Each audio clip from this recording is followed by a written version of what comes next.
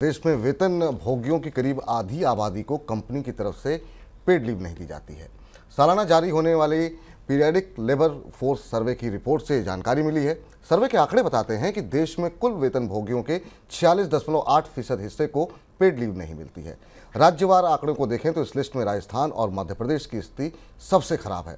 राजस्थान में 63% और मध्य प्रदेश में 60% वेतन भोगियों को पेड लीव नहीं मिलती है, जबकि ओडिशा, मिजोरम और गोवा जैसे राज्य इस लिस्ट के अंदर पहले से काफ़ी बेहतर स्थिति में दिखाई दे रहे हैं। सर, ये जो तमाम आंकड़े हैं ये भारत के रोजगार बाजार की क्या तस्वीर दिखा रहे हैं?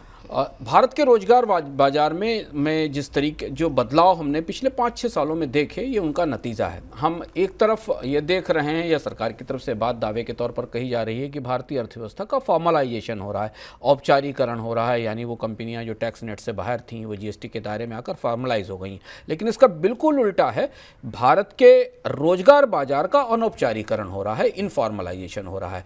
अब धीमे धीमे भारत के अधिकांश रोजगार कॉन्ट्रैक्ट और इनफॉर्मल रोजगारों की श्रेणी में जा रहे हैं, जहां फॉर्मल नौकरियों की रोजगारों की जैसी सुविधाएं उपलब्ध नहीं हैं। हम आपको अलग अलग कार्यक्रमों में बताते भी रहे हैं कि भारत के प्राइवेट सेक्टर में कॉन्ट्रैक्ट एम्प्लॉयज़ की संख्या आधी से ज़्यादा हो चुकी है। सरकार के पीएसयूज़ में 40% के आसपास, 45% के आसपास कॉन्ट्रैक्चुअल एम्प्लॉयज़ हैं। तो ये जो कॉन्ट्रैक्चुअल एम्प्लॉयज़ हैं उनमें भी वेतन भोगियों के दो वर्ग हो चुके हैं। एक वो वेतन भोगी हैं जिनको उनके कॉन्ट्रैक्ट के साथ पेड लीव, छुट्टियां जैसी सुविधाएं मिलती हैं, और एक वो हैं जिन्हें सिर्फ वेतन मिलता है अपने काम के लिए और उन्हें कोई छुट्टियां नहीं मिलती। भारत के औद्योगिक परिदृश्य में और खासतौर से सर्विसेज सेक्टर में, जहां सबसे ज़्यादा रोजगार बने थे पिछले दिनों में, उसमें बहुत सारी सर्विसेज हैं, टेलीकॉम, बैंकिंग, ऑटोमोबाइल।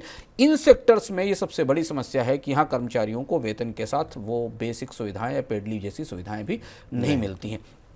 और ये रोजगार बाजार के इनफॉर्मलाइजेशन का या अनौपचारीकरण का सबसे बड़ा असर है। तो जब ये सुविधाएं नहीं मिलती तो आप ये भी मान सकते हैं कि बहुत सारी और सुविधाएं जो आमतौर पर एक कर्मचारी को श्रम व्यवस्थाओं के तहत, कानूनों के तहत मिलनी चाहिए, वो भी यहाँ उपलब्ध नहीं होती हैं।